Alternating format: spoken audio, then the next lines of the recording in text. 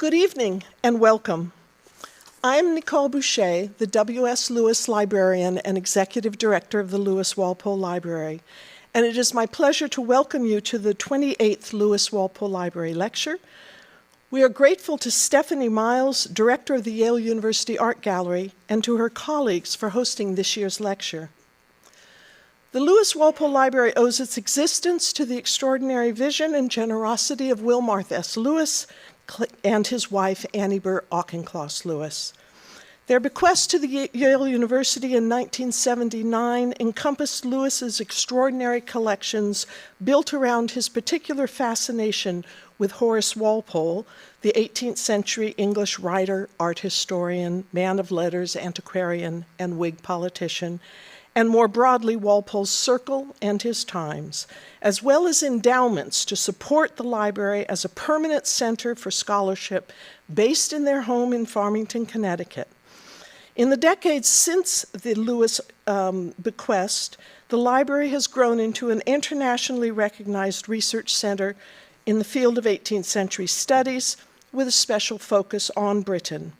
And at the same time, the library's contributions to the academic life of the university and to the cultural life of the region have expanded to include academic programs and public events hosted in Farmington and New Haven, as well as at locations elsewhere in the United States and abroad.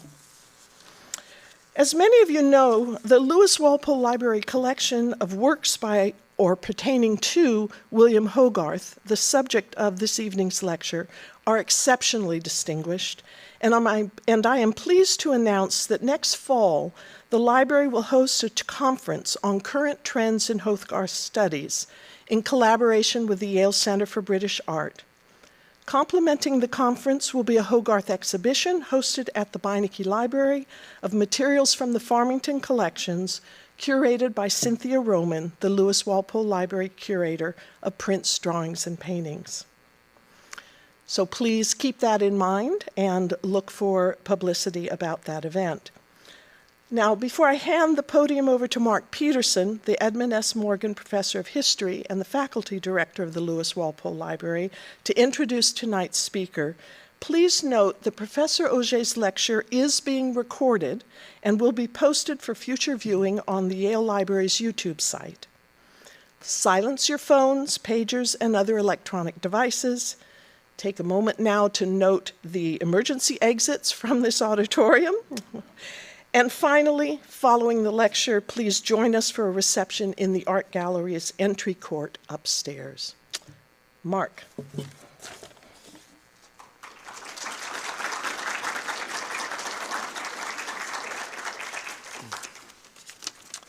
All right, thank you very much, Nicole. And as Nicole just said, I am Mark Peterson, the faculty director of the Lewis Walpole Library. And in that role, it's my honor and pleasure to be able to introduce the speaker for this, the 28th annual Walpole Library Lecture. Our guest today is Frédéric Ogée, Emeritus Professor of British Literature and Art History at the University of Paris, Cité, and the École du Louvre. During the course of his distinguished career, Professor Ogée has ranged widely across British literature and art of the long 18th century. He has written on many of the major literary figures of the 18th century British world, and has also produced intriguing explorations of cultural circulation between France and Britain, including the 2005 book, Better in France? ? The Circulation of Ideas Across the Channel in the 18th Century. And although the title doesn't say which channel, I think I know which one he means, along with numerous articles on similar themes. And in the field of art history, Professor Ogée has explored subjects ranging from gardens and landscapes to portrait painting, and is now midway through writing a series of 4 major monographs on British artists, with works on Thomas Lawrence and J.M.W. Turner already complete, and Gainsborough and Hogarth still to come. Throughout all this work, William Hogarth has never been far from the center. In 2006, Professor Ogée curated the first ever exhibition of Hogarth's work at the Louvre. I have a note here, a well-known museum in France. And he has published 2 collections of essays on Hogarth as well. It is altogether fitting, then, and more than a little exciting, that today Professor Ogée will be speaking on the subject Art and Truth, William Hogarth and the English Enlightenment. Now, today after the lecture, there will not be a formal question and answer session here, but as Nicole said afterwards, you're all welcome to join the reception upstairs where you may be able to ask questions individually of Professor Ogée. And so, if you will, please join me now in welcoming him as this year's Lewis Walpole Library Lecturer. Thanks very much, Mark. And of course, my warmest thanks to Nicole Boucher and everyone at the Lewis Walpole Library for this invitation to deliver this annual lecture, and also for the wonderful organization of my visit. And thank you also to the Yale University Art Gallery for hosting this event, because as it happens, this is one of my favorite museums in North America. Now, given the topic chosen for this lecture, I would like to dedicate it to the memory of my oldest Hogarth friend and mentor, David Bindman, who passed away last spring.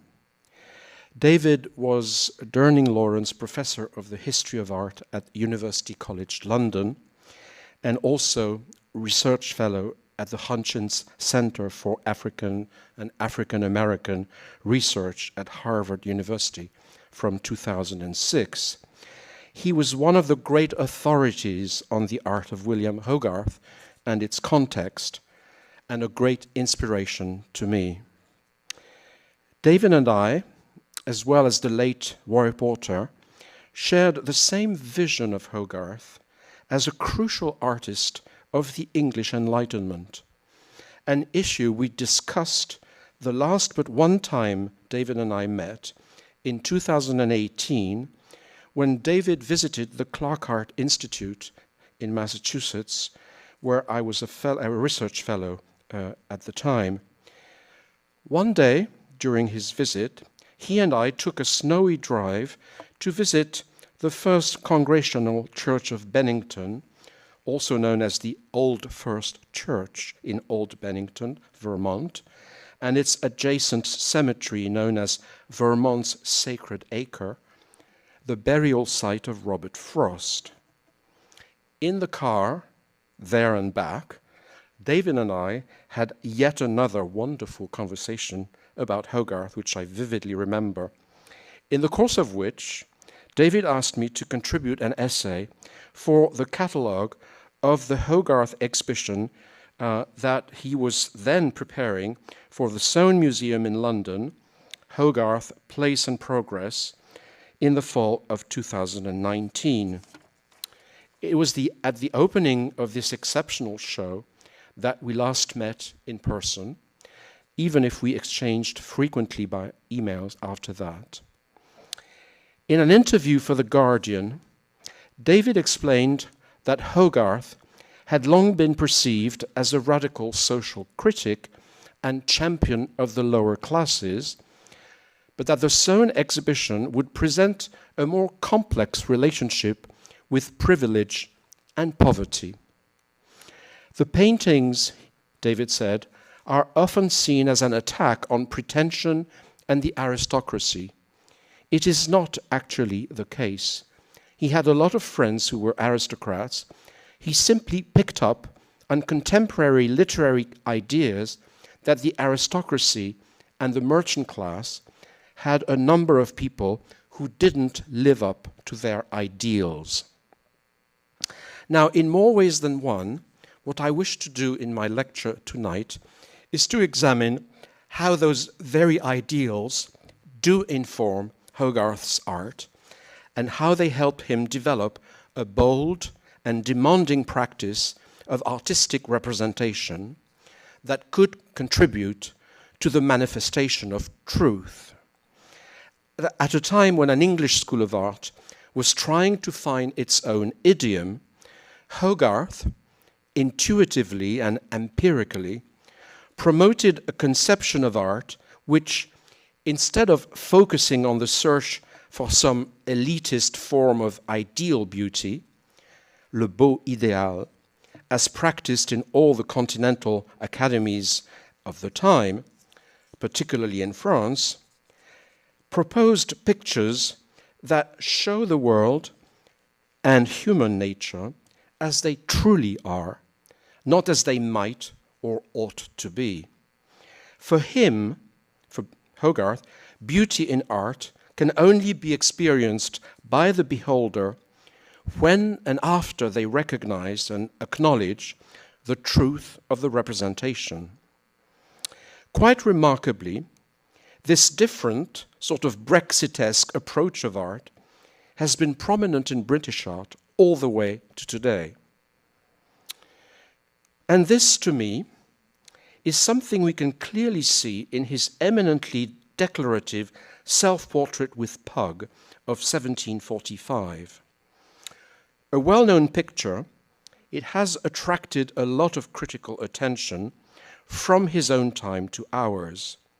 In particular, the palette, its first presentation of Hogarth's famous line of beauty and grace, which, incidentally, is occasionally referred to as an Ogée line.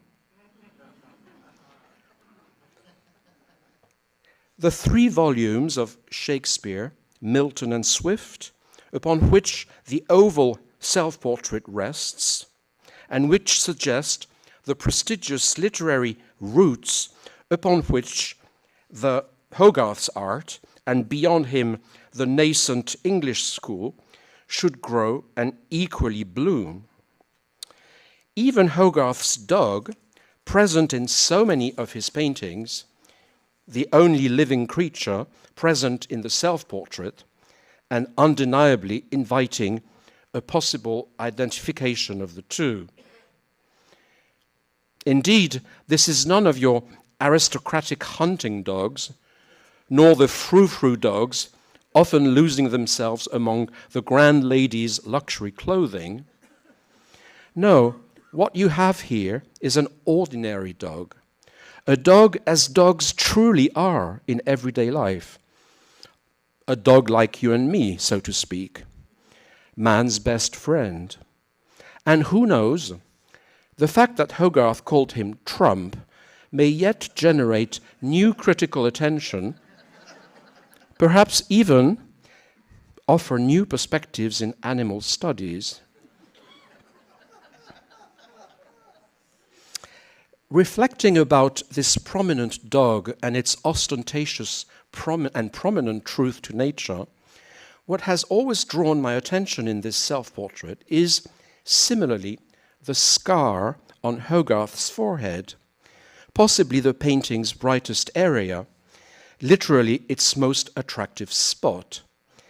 Now, we know from Tate Britain's X-ray analysis of this painting that Hogarth had initially painted himself wearing a wig, as he had done in the earlier splendid self-portrait of 1735, which you can see across the street at the Yale Center for British Art. Now, this pentimento is to me of the utmost importance in a painting that was meant to serve as Hogarth's major declaration of importance in a painting, major declaration of artistic interest. By removing the wig, discovering the scar, and focusing the painting's light upon it, Hogarth may well have wanted, with his demanding but welcoming gaze, to express his refusal to use art with a view to embellish or correct nature, and, on the contrary, to produce images that would show the truth of life and allow for all its occasional blemishes literally to come into the picture. Convinced that the sincerity of his endeavor would eventually produce a new, modern form of beauty. As he expressed it in his 1763 analysis of beauty, who but a bigot, even to the antiques, will say that he has not seen faces and necks, hands and arms in living women, that even the Grecian Venus doth but coarsely imitate. Born in 1697, Hogarth was a child of England's so-called Glorious Revolution of 1688 and its immediate aftermath, which saw the appearance of spectacular revolutions in several domains, and indeed, in only a few years, what is often referred to as the Newtonian age constituted England's most remarkable and often undervalued contribution to the European Enlightenment, a contribution, incidentally, that was praised in succession by the four great French philosophes, Voltaire, Montesquieu, Rousseau, and Diderot, in several of their works, and still at the heart of our own Western modernity. Let me say a few words about the scientific and philosophical revolution. Spearheaded by Locke and Newton and a group of what we would today call intellectuals, they decided to found, in the last decades of the 16th century, the Royal Society of London for the improving of natural knowledge. For them, it was the only way to escape from the vicious circle of the civil wars that England had undergone for the past 7 or 8 decades. If you remember the history of Britain in the 17th century, it is a series of civil wars that come from the fact that the Stuart monarchs, when they inherited the throne of England in 1603, had a completely different agenda from the Tudor agenda of Henry VIII and Elizabeth I, who were hardline Brexiters, when the Stuarts were all married into continental royal families. And so, in effect, it was a conflict between Protestants and Catholics. Now, this led to a first civil war that ended with the beheading of Charles I in 1649. And when Cromwell died and there was a restoration of the monarchy with Charles II, who had just spent 10 years at the court of France waiting for his turn, obviously Charles II wasn't going to come back with a different agenda. So the same cause produced the same effect, and England underwent again another couple of decades, if not 3, of civil war.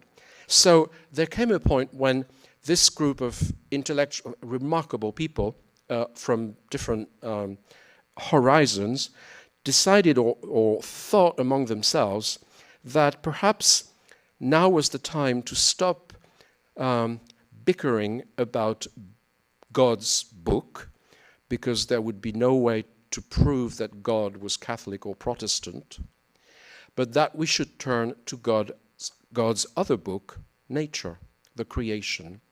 And so very cleverly, they decided that this would be the source, the way out of the conundrum, and this would be a source of reconciliation, because the observation of nature could become a subject for consensus, for objective, transparent observations. And of course, this was what the Royal Society was going to be about. And you can see, for the improving of natural knowledge, meaning the knowledge of nature. The main force behind it in the sciences was Isaac Newton, with his groundbreaking, extraordinary works on the law of gravitation and infinitesimal calculation, and also his work on optics and the composition of light, which were really essential elements to allow for a better understanding of nature.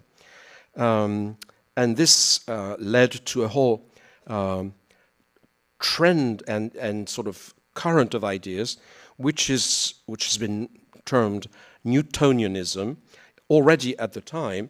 And before I show you that, I just want to quote this wonderful, very intuitive memorial couplet by Alexander Pope, which you can read on Newton's funeral monument in Westminster Abbey. Nature and nature's laws lay hid in night. God said, let Newton be, and all was light. Now, this was, 70 years before Kant used the word enlightenment.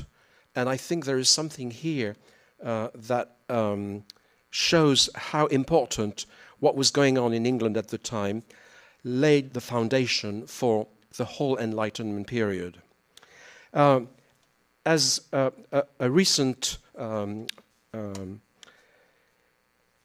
scholar on Joseph Addison said about Newtonianism, he said Newtonianism was both a cause and effect of the bursting of the social bubble of the Roman Church's parochial cosmos.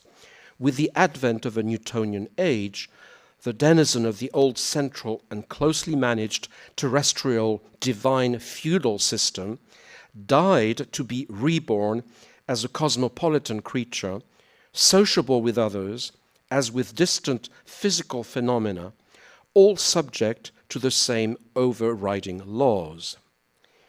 Meanwhile, Newton's friend, John Locke, in a way, translated Newton's revolutionary scientific method into philosophical terms in his famous essay concerning human understanding, in which he insisted on the fact that knowledge can only be the result of experience, that the mind is originally a blank page, which gradually fills up with data, with characters, characters becoming words, words forming sentences, sentences forming texts.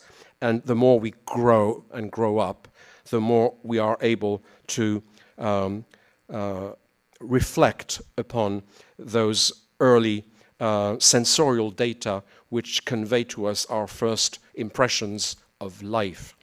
So the period lay a great emphasis on the importance of the senses, and you find a lot of paintings at the time which pay attention to this sudden importance of the senses as the conveyors of truth, of information between nature and us.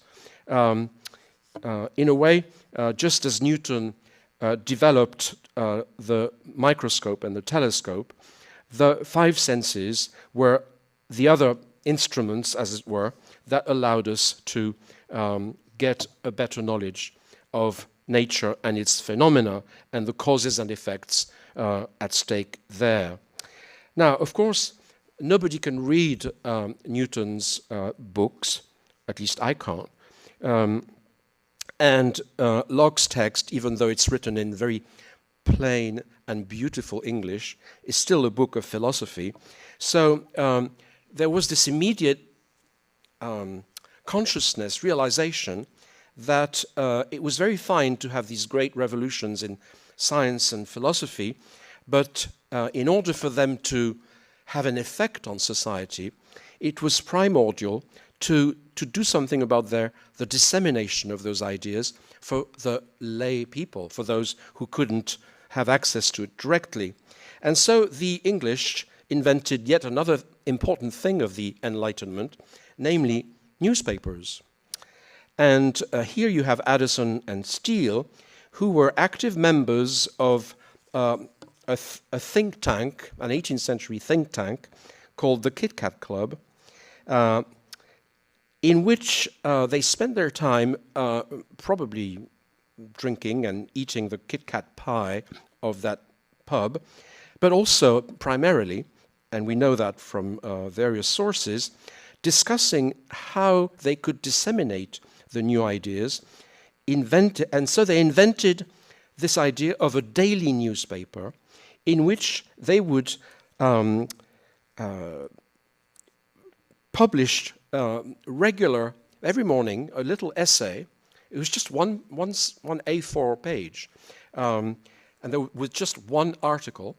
And they created the principle of the daily newspaper, this new medium that cost next to nothing because it was financed by a series of ads on the other side of the page. And so this very quickly took on, and they created the fear of missing out, that is to say, the thirst for news, which grew and grew and has never stopped growing ever since, allowing and in a way encouraging people to get to know the latest ideas about this and that, the latest publications, the latest. And for several years, every day, every morning, you would have an essay distilling the great ideas or the great consequences of the ideas of the revolutions at stake. Not only the scientific and philosophical, but also those that came from the new parliamentary monarchy system, which was completely new, a kind of political oxymoron, king and parliament, but king without power, which was all very complicated and a bit traumatic as well, because the legitimate heir to the throne was actually in France, waiting for a possible return. And since it was believed that kings were God's representatives on earth and were sort of anointed by some kind of godly mission, there were qualms about having gotten rid of the proper monarchs and having replaced them with not very legitimate ones, even though they found them in the family tree. But if you take the example of George I, who came to the throne in 1714, he was number 54 in the family tree, in the line of succession, and simply was given the job, as it were, because he spoke German, didn't speak English, and hated England. So, to come back to Addison, this is from Dan Poston again. The Addisonian spirit, which ushered in an unprecedented era of domestic peace in Britain, while eventually helping to inspire the French and American revolutions, stirred the long breath of the Enlightenment period and coded many of the constitutional, political, and social agreements under which we live today. To give you just one example of a quote from one of those daily essays, here is what Joseph Addison, just one morning, decided to write. I won't read the whole thing, but I'll just read what is in bold character.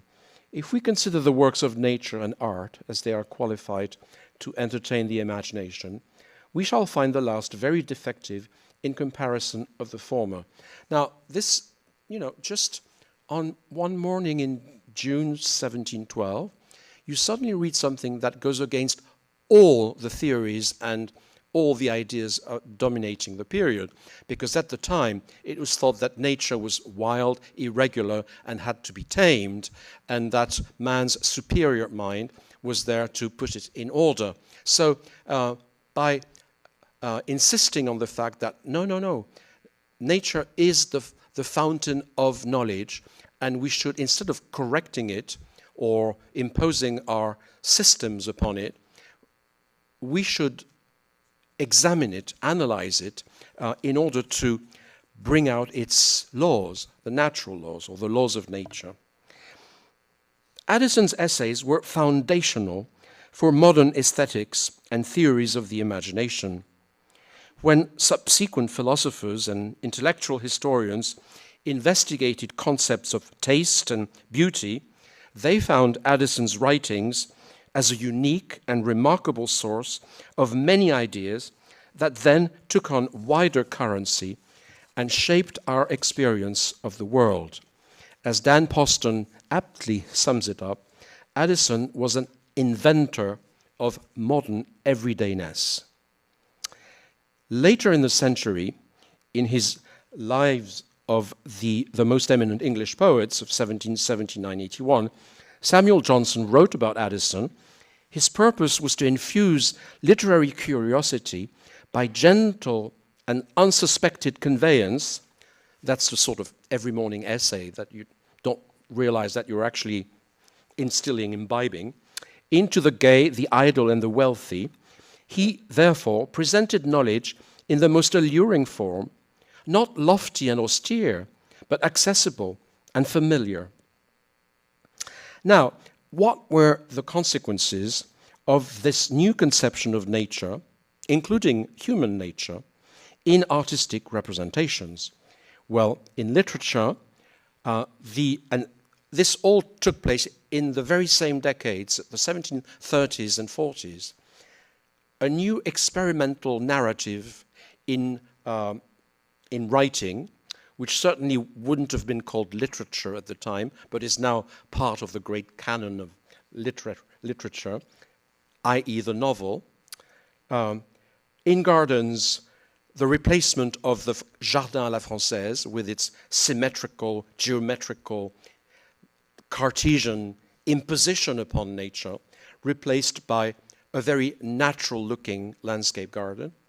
And in painting, a new form of portraiture that moved away from classical portraiture, which represented either monarchs or allegorical, mythological, historical figures in a kind of awesome way. And if it was real people, it was portraiture that was meant to abstract people from everyday life and in a way make them eternal, so to forget about the everyday life and the fact that they had been living people. And in painting, but that's not something I will obviously be talking about tonight, a move from the sort of pastoral, ideal Arcadian landscapes a la Claude Lorrain or Poussin to a much more down-to-earth, here and now, observation of nature as it is. So you see a coalescence of different forms of artistic expression doing exactly the same thing. So just to rehearse that, as you can see, this gives you an idea, only a small idea, of the incredible bursting of novel writing in the 18th century, in which you will find quite a few familiar titles. It started with Robinson Crusoe. Interestingly, Robinson Crusoe is a kind of blank page, because if you remember the narrative, the story, he's shipwrecked on an island where there is absolutely no possibility that he will ever be rescued. So what does he do? And the whole book is about that, about having to make sense of his own life without any other reference, all the way to Jane Austen's fiction. Interestingly, as you can see, the first generation of novel writers were all men, with a few exceptions, and the second generation of novel writers were all women, with a few exceptions. Now, this is not the subject of my lecture tonight, but it's a very interesting phenomenon. In any case, what you notice also immediately is that they all bear, or most of them, bear the name of a single individual, a modern individual. We are far away from Ovid's Metamorphoses or Virgil's Aeneid or any sort or Milton's Paradise Lost. Here we have uninteresting, unheroic, boring people like you and me, undergoing for several hundred pages all kinds of experiments a la Newton, and they're sort of put in a test tube for several hundred pages, shaken quite hard, and at the end of the journey, you discover what their true character is. So they start as a blank page.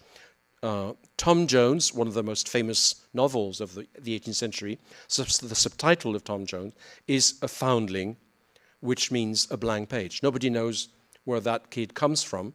So he will only be what he makes of his life. He is not predetermined by his origins or anything of the kind.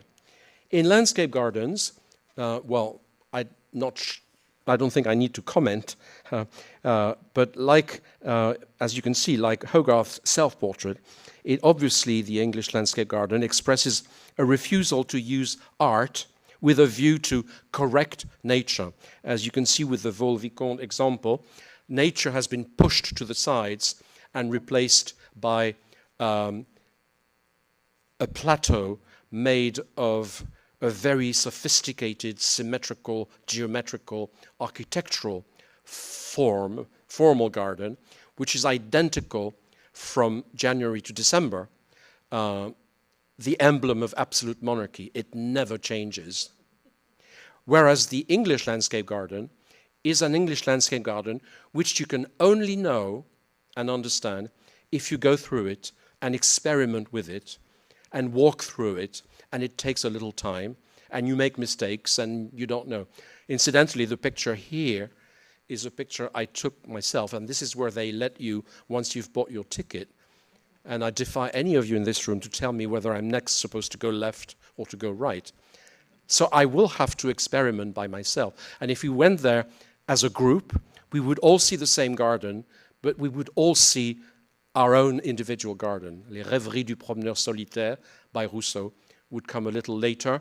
But the English landscape garden, by definition, is experimental and has to be experienced empirically before you can pretend to know what it's like. So this was the new epistemology within which Hogarth's art was born.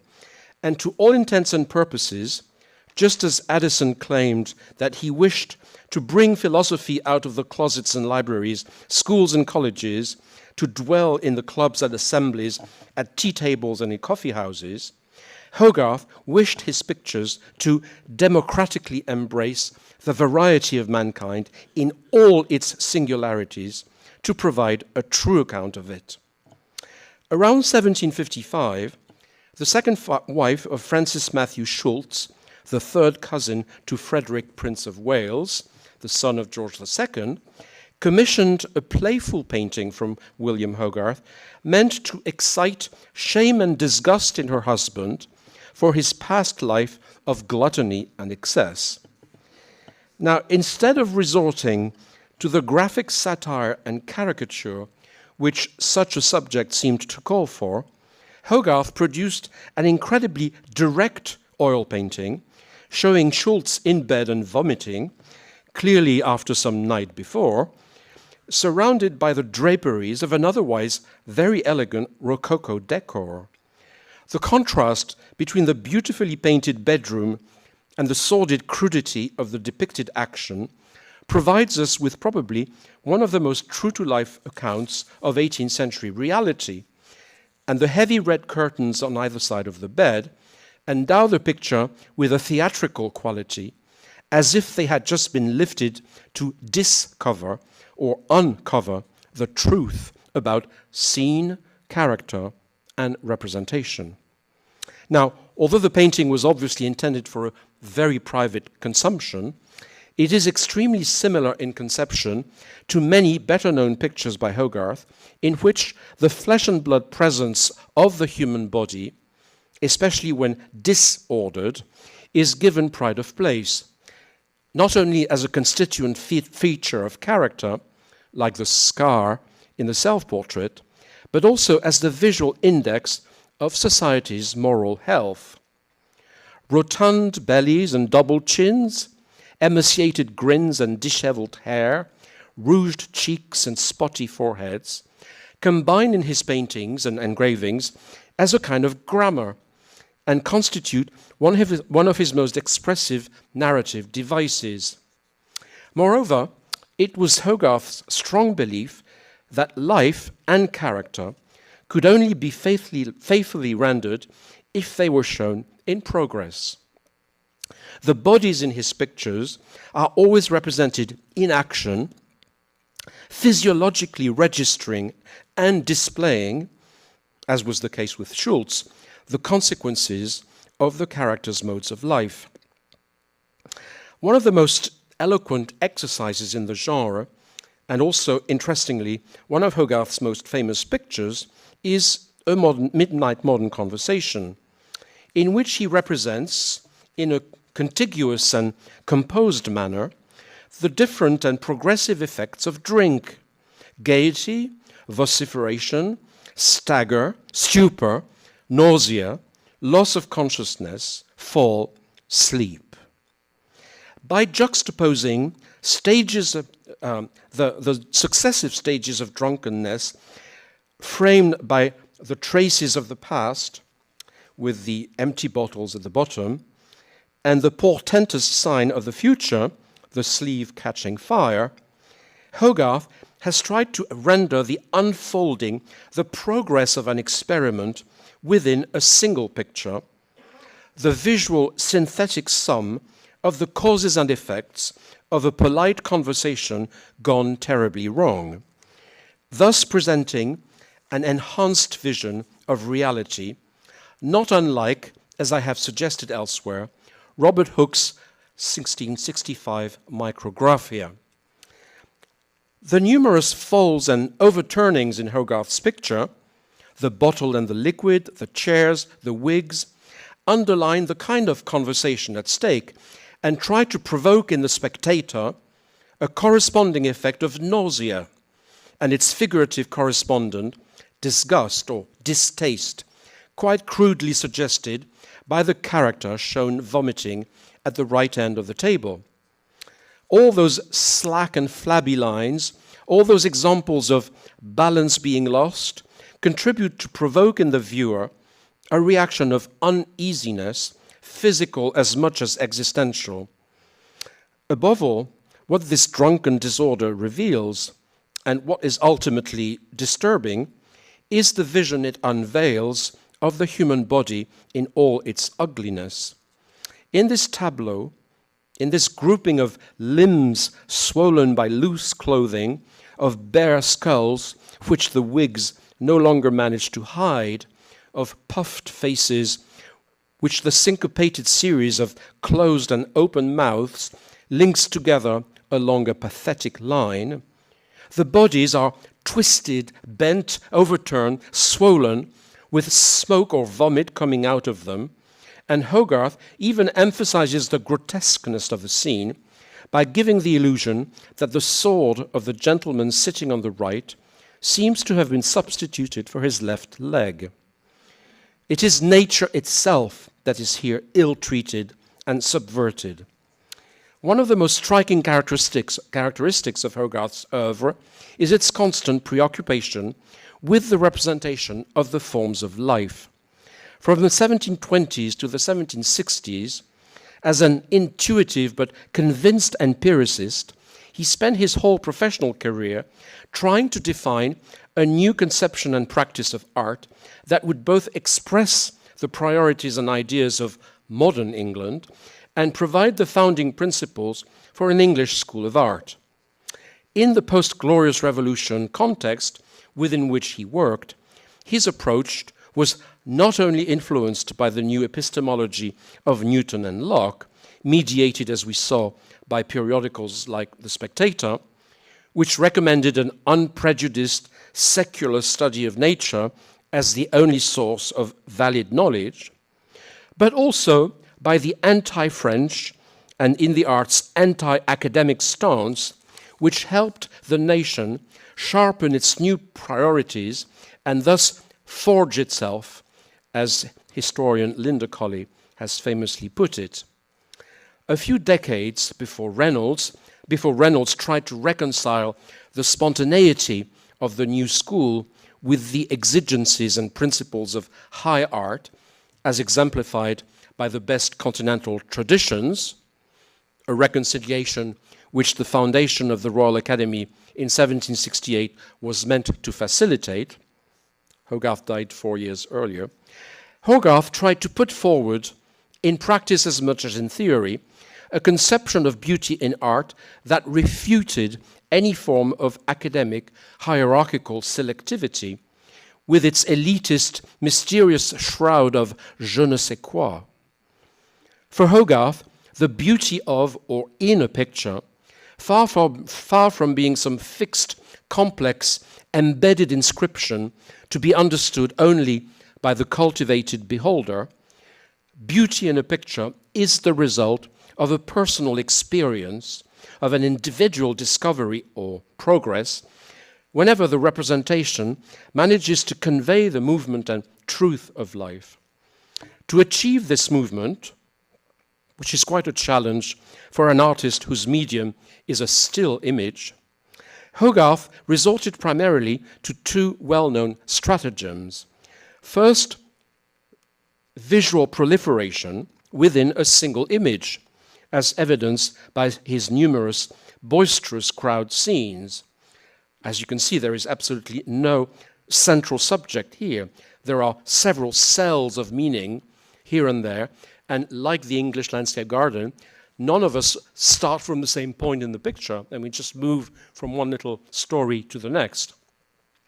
His other famous stratagem, of course, is pictorial narrativity, either in sequences of images, in his famous series of Harlot's Progress, Rake's Progress, Mariage à la Mode, or more subtly, in some of his best conversation portraits, like the Strode family, which, as I tried to show to the graduate students who attended the seminar that we had together at the YCBA yesterday, all his conversation portraits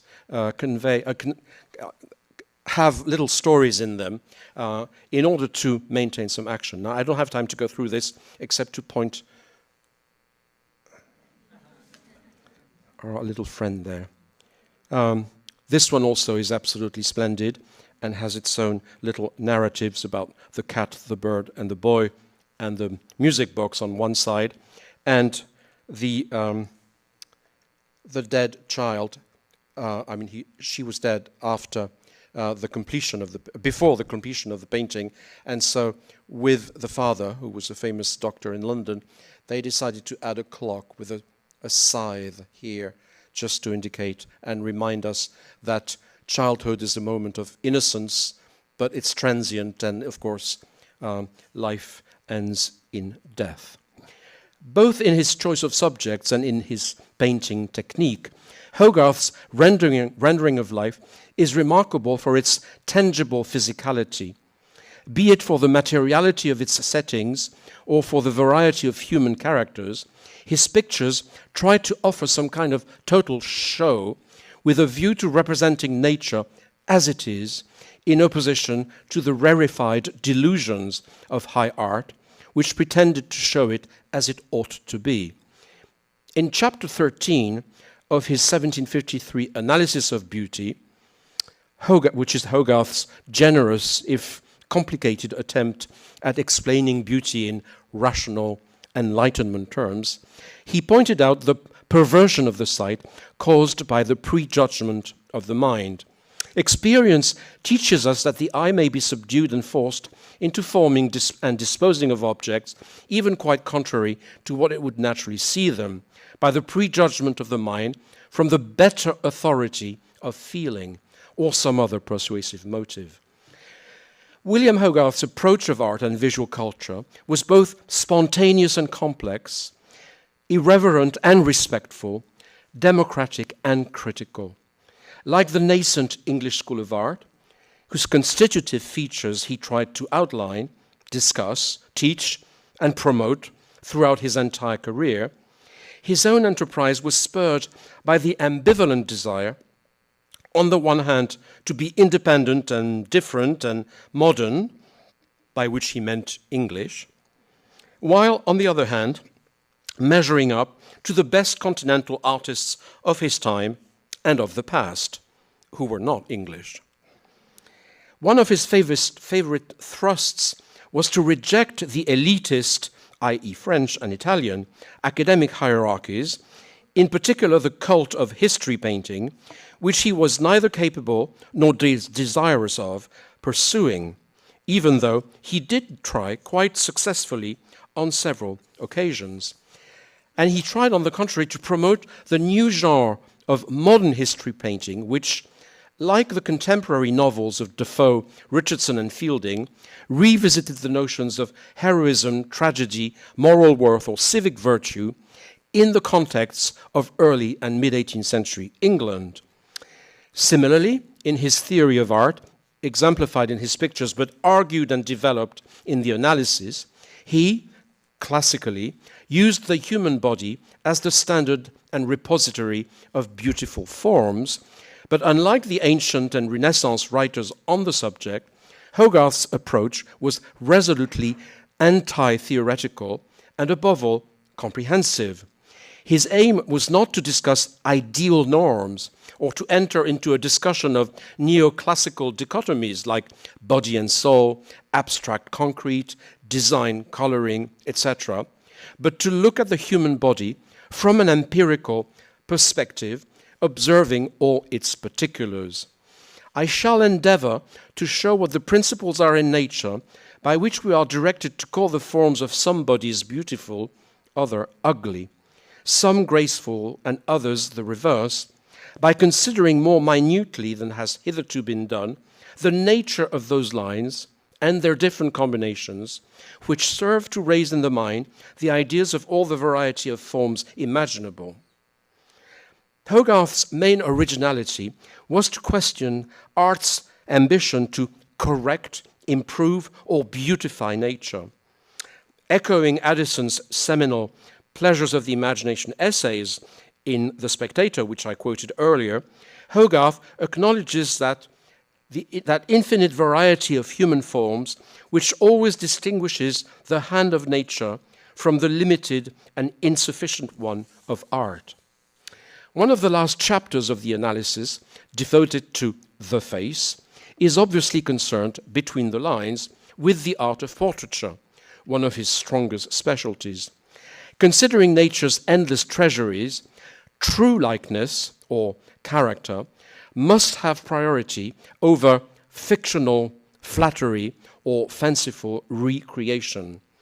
If the poor artist is but able now and then to correct and give a better taste to some particular part of what he imitates, by having learnt so to do from nature's more perfect works, or copying from those that have, 10 to 1 he grows vain upon it and fancies himself a nature mender, not considering that even in these, the meanest of her works, she is never wholly destitute of such lines of beauty and other delicacies as are not only beyond his narrow reach, but are seen wanting even in the most celebrated attempts to rival her.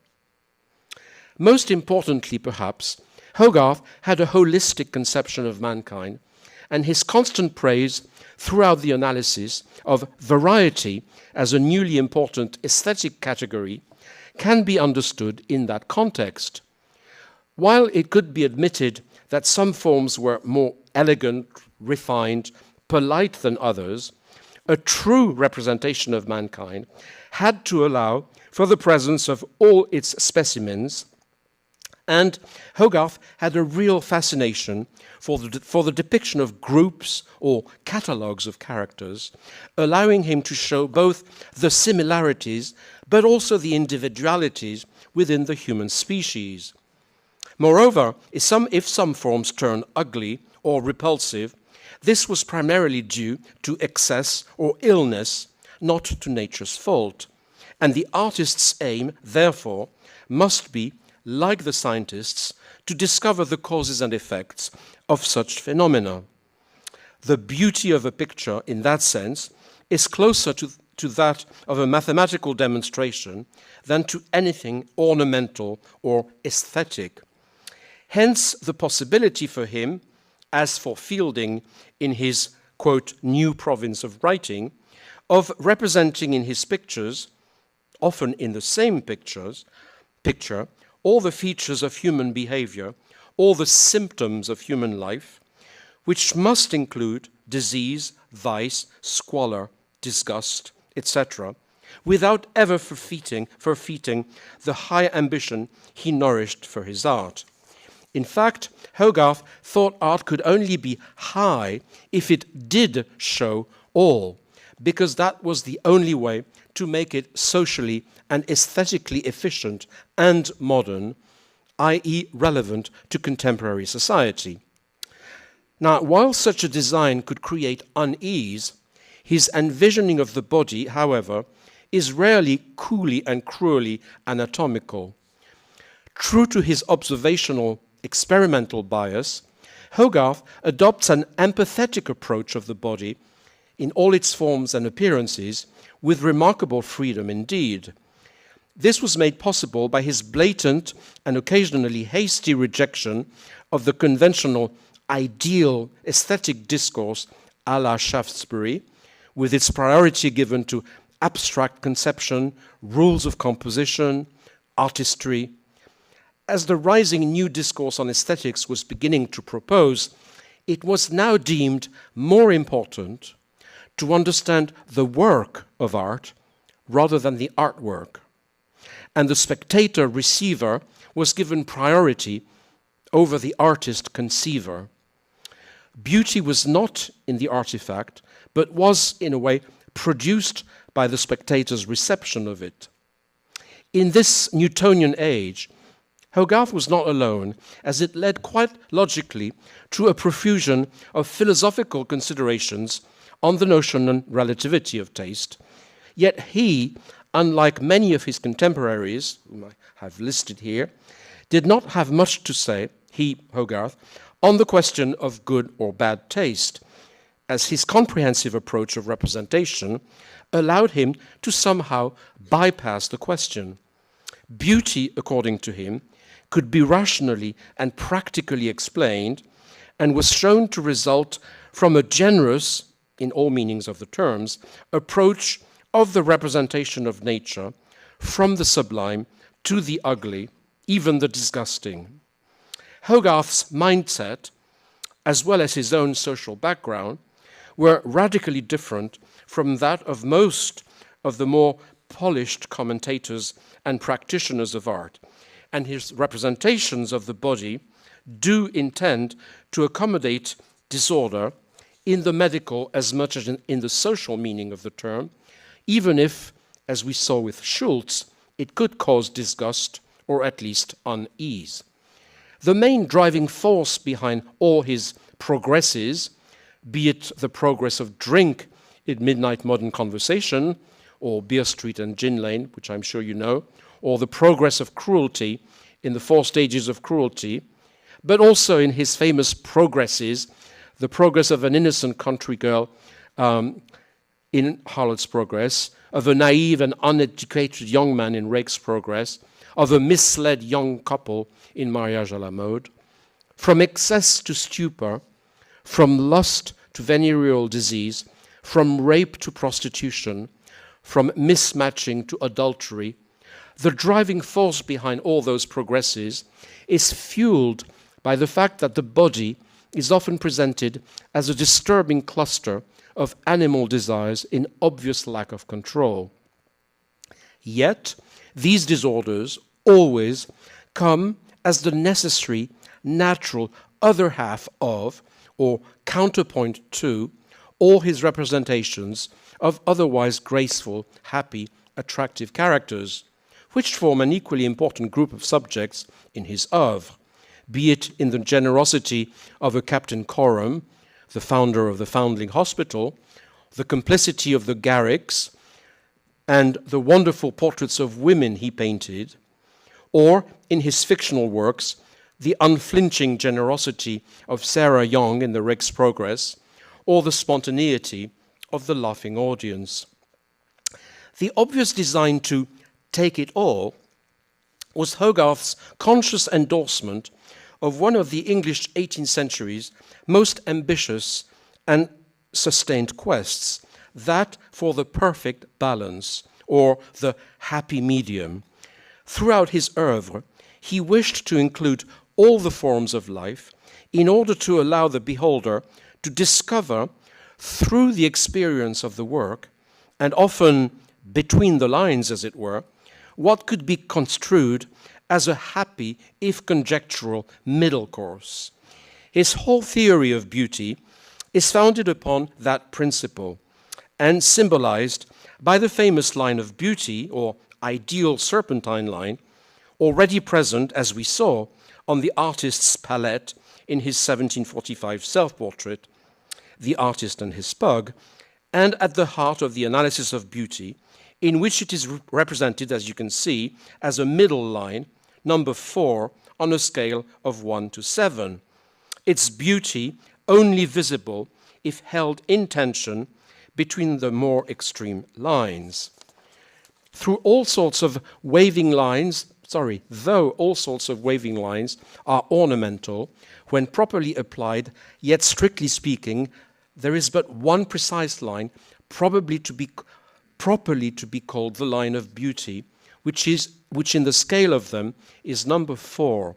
The lines 4, 6, 7, by their bulging too much in their curvature, becoming gross and clumsy, and on the contrary, 3, 2, and 1, as they straighten, becoming mean and poor.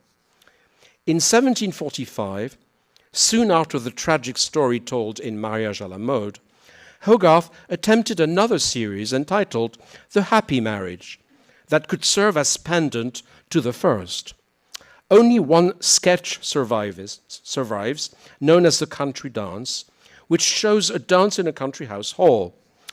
While there is hardly enough material to decide what the contrapuntal happy marriage narrative might have been, the image, designed along the line of its gracefully contrasted types, from the elegant couple on the right to the more rotund but equally entertaining figures further down the line, offers the striking example of a harmonious conversation of differences.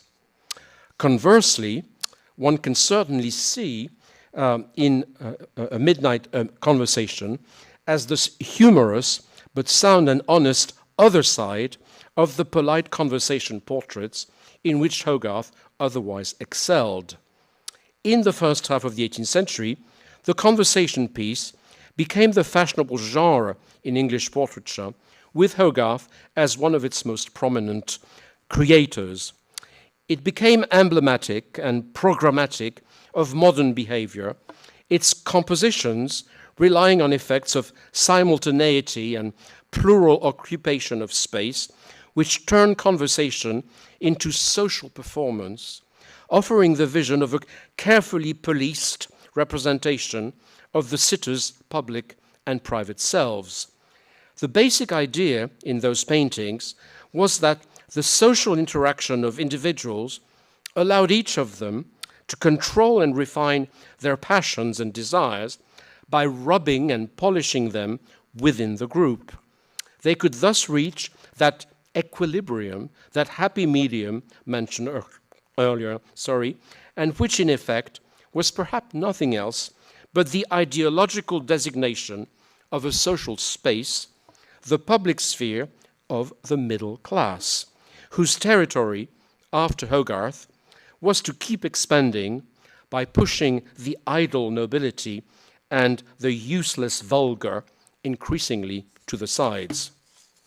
Conversation painting, like Addison's essay writing, thus appears as the visual recording and modeling of this search for the perfect balance, as the representation of the refinement of passions allowed by social commerce.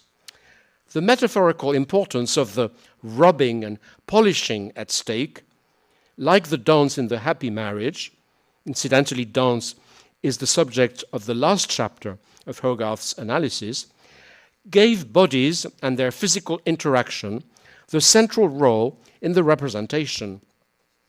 Hogarth, as one of the most prominent skilled practitioners in the genre, was very much aware of the staging involved. As we saw, a midnight modern conversation, which invites an implicit comparison with all those other serious conversation pieces, operates a remarkable deconstruction of the covering up at stake. The use of the term conversation in the title is here doubly ironic, since, on the one hand, it is clear that in their common stupor, all possibility of verbal exchange among those men has become impossible. And on the other hand, the scene is all but conversational, i.e. harmonious and polished. Hogarth, who is always interested in the precariousness of harmony and the rapidity with which people topple over and fall, here reveals that under the wigs of polished conversation and social ceremony, the body is soon out of control. Between the suspicious play-acting of carefully staged daylight conversation and the crude disorder of uncontrolled midnight revelries, Hogarth is suggesting a middle form of ideal behavior, reconciling the demands of public and private self. 3 decades later, Joshua Reynolds, to whom Hogarth is far too often indiscriminately opposed, Reynolds, in his seminal Discourses on Art, kept asserting the necessity for the New English artists, the New English school, to ground their pictorial representations in a first-hand observation of the forms of nature as they are. The long, laborious contemplation and comparison of the forms of nature should be the first study of the painter who aims at the greatest style. By this means, he acquires a just idea of beautiful forms. He corrects nature by herself, her imperfect state by her more perfect. Experience is all in all. This great ideal perfection and beauty are not to be sought in the heavens, but upon the earth. They are about us and upon every side of us.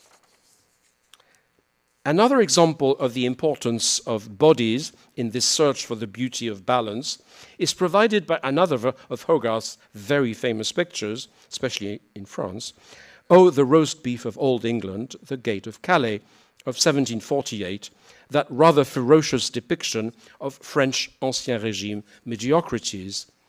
The well-fed monk is the only figure who seems to be in good physical or material health.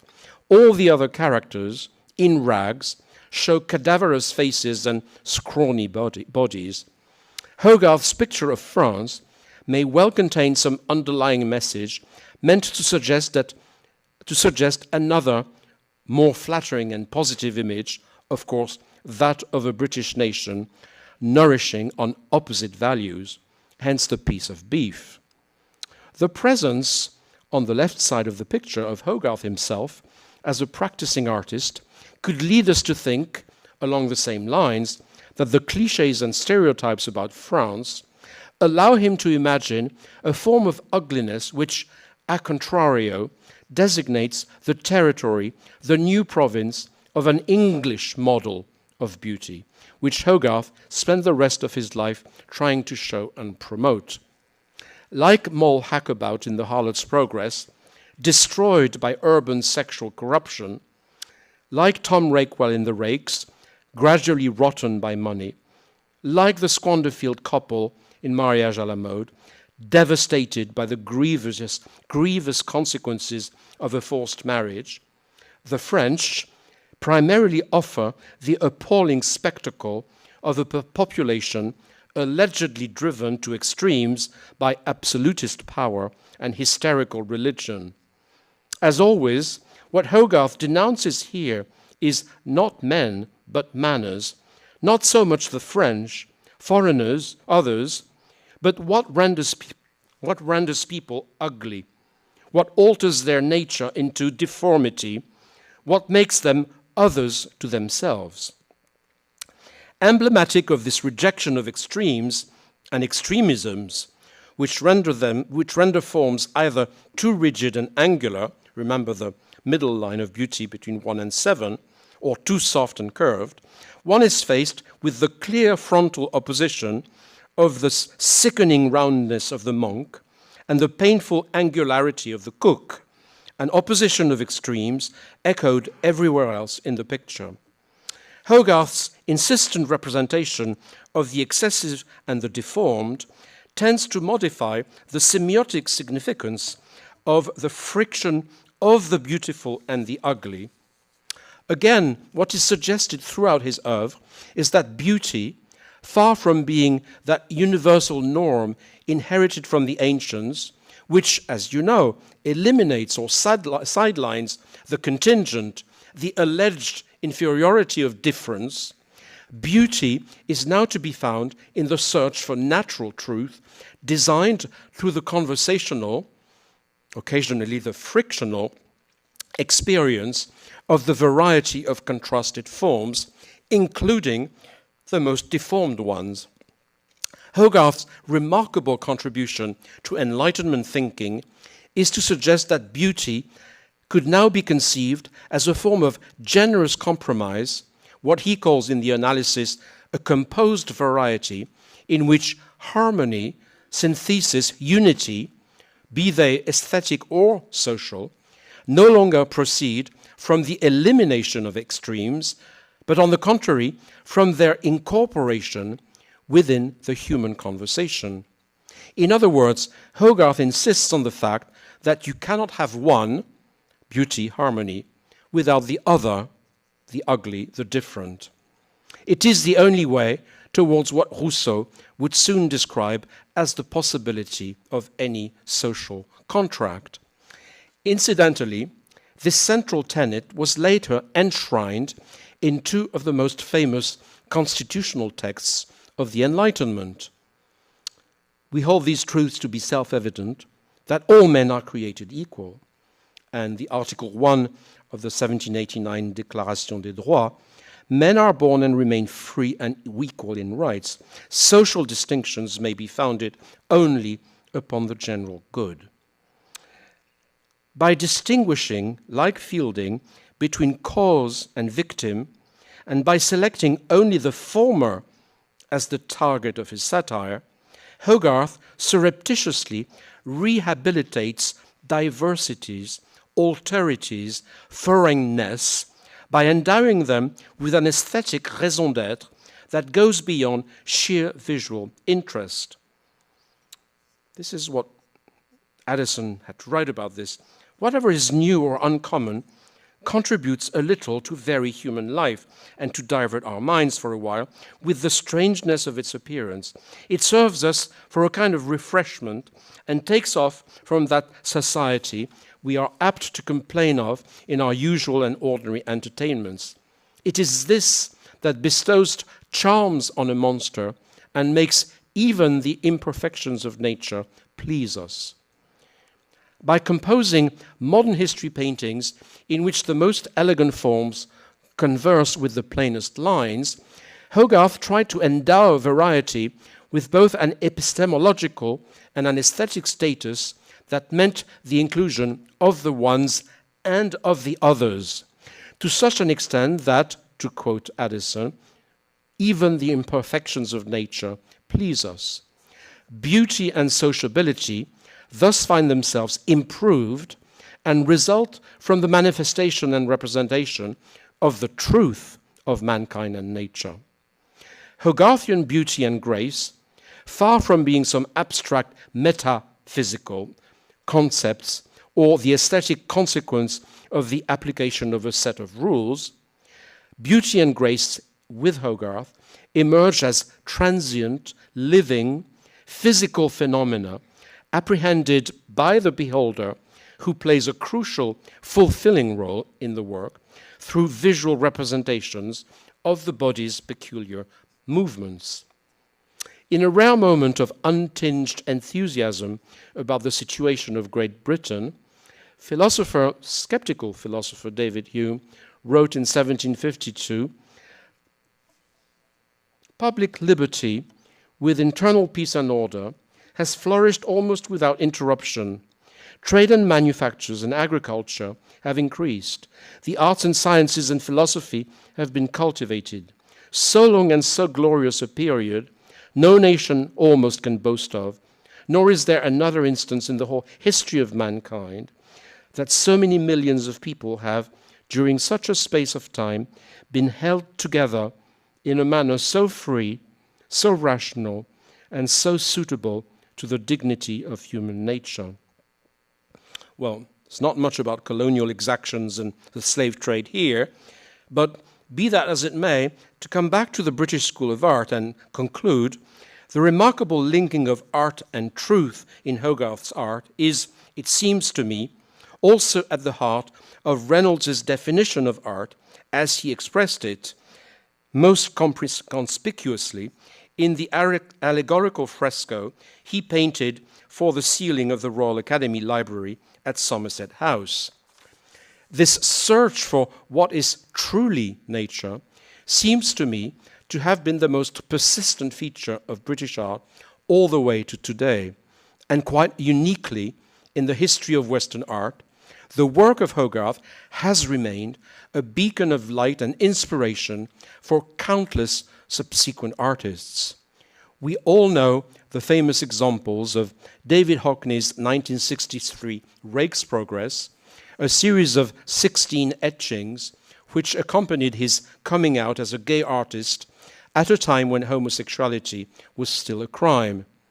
Also, Yinka Shonibare's biting post-colonial series of 5 cyberchromes in his 1998 Diary of a Victorian Dandy, adapted from Hogarth's Rake's Progress.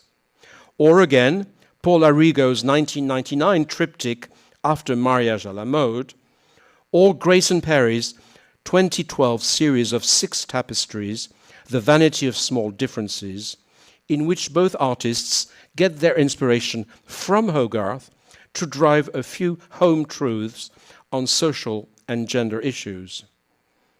Hogarth's art allows us to believe tentatively that there is also a bright enlightenment, and I think we need it more than ever.